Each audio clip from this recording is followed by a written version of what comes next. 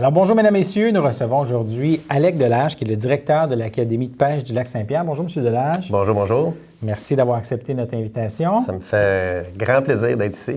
Il est venu pour parler de certains des projets en cours avec l'Académie de pêche. Entre autres, là, de janvier à mars, là, vous offrez des ateliers éducatifs sur la pêche dans les écoles de la région ici et de 4 autres régions. Pouvez-vous nous dire un peu plus là, en quoi ça consiste, ces ateliers-là?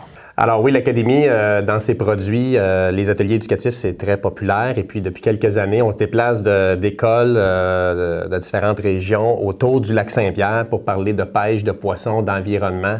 Et du Lac-Saint-Pierre, qui est un plan d'eau pour nous qui représente bien l'éducation qu'on peut en faire. Donc, c'est un atelier sur la pêche, le poisson, l'environnement et le Lac-Saint-Pierre. Donc, on arrive à une classe primaire ou secondaire et puis pour une présentation d'environ 50 minutes à 1 heure, on arrive avec du matériel, des images, des photos et on discute avec les jeunes de cette activité-là qui est la pêche. Et en finissant l'activité, on laisse un petit cadeau souvenir aux jeunes, une petite planche des différentes espèces de poissons qui est possible de pêcher au Lac-Saint-Pierre. Donc, le but de cet atelier-là, c'est de pouvoir donner aux jeunes ou informer les jeunes que cette activité-là existe, la pêche. Et puis, ce qu'on a pu voir avec le temps, c'est que l'intérêt est là sur les jeunes d'aujourd'hui de pratiquer ou d'avoir l'intérêt d'en savoir plus sur cette activité-là qui est la pêche. Est-ce qu'il y a un grand pourcentage des jeunes que vous rencontrez qui ont déjà pêché ou qui connaissent un peu la pêche, ou il y en a beaucoup qui partent presque de zéro? Il y en a beaucoup qui ont déjà pratiqué la pêche. Il y en a dans tous les classes qu'on va visiter, que c'est pour eux, mettons, je vous dirais 4-5 par classe, là, que pour eux autres, c'est une nouvelle activité. Ils n'ont jamais entendu parler de ça. Ils n'ont pas la famille autour d'eux autres qui leur ont inculqué ces activités-là. Mais l'intérêt est là. Donc, suite à l'atelier, les jeunes, c'est presque 100% des jeunes là, qui désirent aller à la pêche en famille. Donc, ce qu'on leur dit, c'est que suite à l'intervention, allez voir vos parents puis dites-leur que vous avez cet intérêt-là. Et puis, l'Académie, ça peut être un tremplin pour la pratique de l'activité, tant mieux. Et puis, les jeunes que vous rencontrez, est-ce que vous leur parlez aussi des espèces, par exemple, qui peuvent être plus risquées de manger en grande quantité dans le lac? Est-ce que vous leur abordez des... Oui, on va parler un petit peu. On va parler des espèces présentes dans le lac, qui est un lac très poissonneux puis qui a une très grande diversité. Donc, on y retrouve 79 espèces de poissons. C'est pas nécessairement 79 espèces de poissons que les gens vont avoir un intérêt sportif. Donc, pour pouvoir les pêcher. Ouais. Mais de ces espèces, je pense que c'est important de le dire parce qu'il n'y a pas beaucoup de lacs au Québec ou d'endroits au Québec où on a autant de diversité. Mais je pense que c'est important de le mentionner aux jeunes. Puis, là, on va parler des espèces sportives, donc, et les espèces qui vont avoir un intérêt d'être prises dans le but de le manger. Donc, on va parler de ça, oui, évidemment. On va y aller sur un principe aussi qu'on aime bien inculquer chez les jeunes aujourd'hui de pratique de l'activité sans non plus être obligé de garder le poisson. On peut pratiquer l'activité pour le plaisir et de remettre à l'eau et de connaître les réglementations aussi qui s'y prêtent. Donc, on y va de cette façon-là quand on intervient avec les jeunes. Pour la remise à l'eau, j'imagine, vous enseignez comment bien enlever l'hameçon pour que le poisson puisse survivre ensuite. Oui, comment manipuler le poisson pour une saine pratique à l'eau, je pense que c'est ce qui est avant tout important de leur dire. Quand tu commences à pêcher, tu peux travailler d'une façon particulière si tu veux faire de la remise à l'eau. Et pour la consommation, là, je reviens à ma question de tantôt. J'imagine qu'il y a certaines espèces que c'est plus risqué d'en manger des grandes quantités ici au Lac-Saint-Pierre? Il y a des réglementations qui sont là au Lac-Saint-Pierre, comme un peu partout au Québec. Donc, il y a des normes au ministère qui disent, exemple, pour le doré de telle longueur, on suggère tant de repas par mois. Okay. Donc, oui, on en parle, on effleure le sujet là, dans le cadre de la conférence qu'on fait à travers les écoles.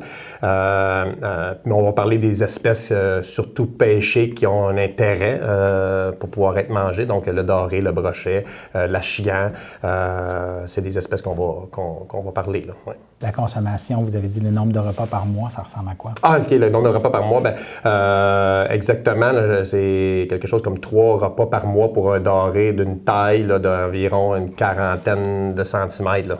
Donc, c'est ce qui est C'est ce qui est proposé, c'est ce qui est suggéré.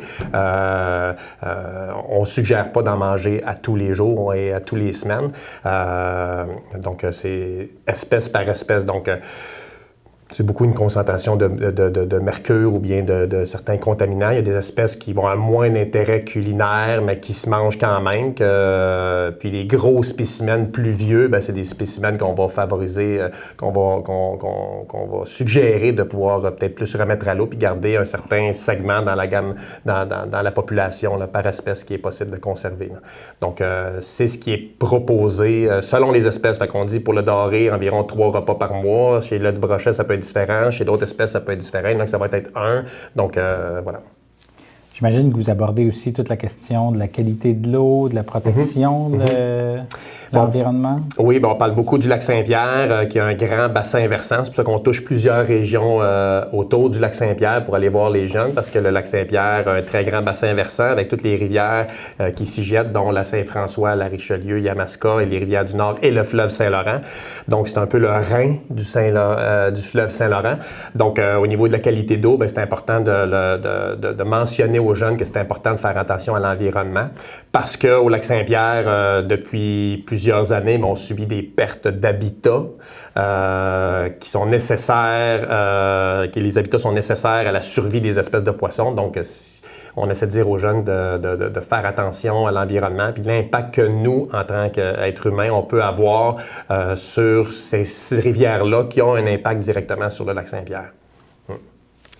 Et il y a aussi des cliniques de pêche sur le terrain qui s'en viennent? Oui, durant la période hivernale, dans les produits de l'Académie, on fait des cliniques de pêche, donc soit sur la glace en hiver ou en eau libre l'été, mais pour la saison hivernale, on propose des cliniques de pêche. Donc, donnant suite à l'atelier, ce qu'on a voulu faire à l'Académie, c'est de pouvoir proposer des sorties de terrain, donc des groupes scolaires qui viennent sur la glace pour mettre en pratique ce qu'on va avoir vu un peu en théorie. Et là, ça leur permet de toucher, de voir le milieu naturel, de voir l'équipement directement en place, donc de participer à l'activité qui est très éducative sous forme d'atelier ou au niveau du matériel, au niveau de la carte du territoire, donc comment se positionner sur un territoire pour pêcher sur la glace, exemple. Donc, c'est des choses qu'on va leur montrer. Et si on attrape du poisson, on va reparler encore de l'anatomie autant interne qu'externe, comment le fileter, puis comment cet individu-là qu'on appelle le poisson, est fait. Donc, on essaie de voir tout le temps et de montrer aux jeunes l'importance de connaître son poisson avant de le pêcher. Donc, toutes les notions d'alimentation, d'habitat et par la suite, techniques pour pouvoir réussir à l'attraper, c'est ce qui va être enseigné à ces jeunes-là. Et ça, c'est plus une journée chez vous? C'est une journée, oui. C'est une journée sur le territoire du lac Saint-Pierre, dans les îles du lac Saint-Pierre pour les groupes scolaires, entre autres sur le site de la pourvoirie Roger Gladu. Et là, vous avez déjà plusieurs groupes de planifiés, j'ai cru comprendre. Oui. Mais il y a possibilité encore de s'inscrire? Il y a possibilité encore de s'inscrire. Donc, on a des cliniques scolaires. Donc, il y a la clinique scolaire qui a des groupes déjà qui sont enregistrés. Il y a la possibilité d'avoir d'autres groupes. Il y a aussi des cliniques ouvertes à tous qui sont là présentement là, à l'horaire. Donc, autant les familles, les parents peuvent venir avec les enfants s'inscrire à ces cliniques-là, destinées à tous, donc pendant la présente période hivernale. Et vous avez un nouvel outil, une caravane aussi pour Exactement. éduquer les jeunes? Donc, oui. Donc, l'an passé, avec un soutien financier à l'Académie, on fonctionne beaucoup avec le soutien financier de différents partenaires. Et puis, on a décidé de construire un objet unique au Québec. Et on est très fiers d'avoir ça à l'Académie pour faire de l'éducation. Donc, elle est dans la région. Donc, c'est la caravane éducative de l'Académie, qui est une remorque qui nous permet de se déplacer pour pouvoir, avec notre matériel d'un endroit à l'autre, pour faire de l'éducation. Et la remorque à l'extérieur a beaucoup d'informations éducatives en lien avec la pêche sur glace. Donc, c'était suite avec un projet, le programme de soutien à l'industrie de la pêche hivernale de 2019. Donc, on a construit cette remorque-là avec un visuel très éducatif.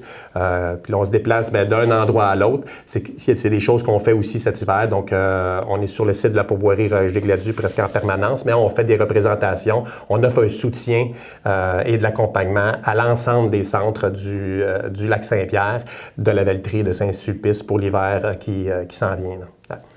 Et vous-même, vous avez commencé à pêcher très jeune. Vous voyez un peu à travers ces jeunes-là aujourd'hui? Oui. Oui. Oui, donc j'ai commencé à pêcher très jeune, dès l'âge de 7 ans. Et puis, en vieillissant, j'ai décidé de travailler dans le domaine de la pêche et de la chasse, qui est une passion de base pour moi. Et aujourd'hui, les produits qu'on développe avec l'académie qu'on a fondée il y a 11 ans maintenant, avec le conseil d'administration, c'est des activités que j'aime transmettre aux jeunes. Et puis, je me vois dans ces jeunes-là aussi. Puis, je vous dirais que les jeunes ne sont pas différents. Surinformatisés, on va dire, à l'occasion, mais ça peut avoir un beau côté lorsqu'on leur transmet cette passion-là qui est la pêche. Donc, de les amener en milieu naturel, je pense que c'est la recette de leur permettre de pratiquer ces activités-là. Et les jeunes adorent ça, être en milieu naturel pour récolter puis apprendre des choses. Là. Est-ce que vous avez d'autres projets à venir dont on pourrait parler? L'Académie est toujours dans les différents projets, elle est toujours ouverte à des projets. Outre les cliniques et les ateliers, l'Académie est aussi active pendant l'été avec des camps de pêche, donc des camps de jour et camps de vacances destinés à la pêche, donc ouverte un peu à tous les jeunes qui veulent s'inscrire. Des cliniques aussi pendant la période de printemps et d'automne destinées aux familles aussi. Donc, c'est les produits et les projets qui sont en place.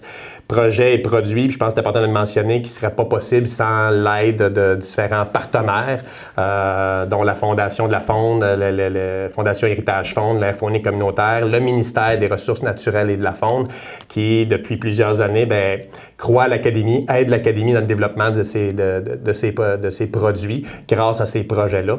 Donc, et l'Académie est une OSBL. Est un OSBL, donc un organisme sans but lucratif qui fait ses opérations depuis 11 ans maintenant. Pour plus d'informations, on va voir votre site web. Oui, les gens peuvent venir voir le site Internet de l'Académie au www.academiedepêche.com. On a une page Facebook aussi. On est très actifs sur Facebook. Les réseaux sociaux pour l'Académie, c'est très important parce qu'on met beaucoup d'images, on met beaucoup d'enfants qui avec les grands sourires, les gros poissons. Donc, l'Académie, c'est du visuel. Donc, sur les réseaux sociaux, dont Facebook, on est très actifs pour montrer aussi toutes les représentations de la caravane éducative dans les prochaines semaines. Donc, on invite les gens à venir prendre information, soit sur le site Internet ou sur le Facebook de l'Académie. Merci d'être venu nous en parler aujourd'hui. C'est un grand plaisir. Merci à vous. Merci beaucoup.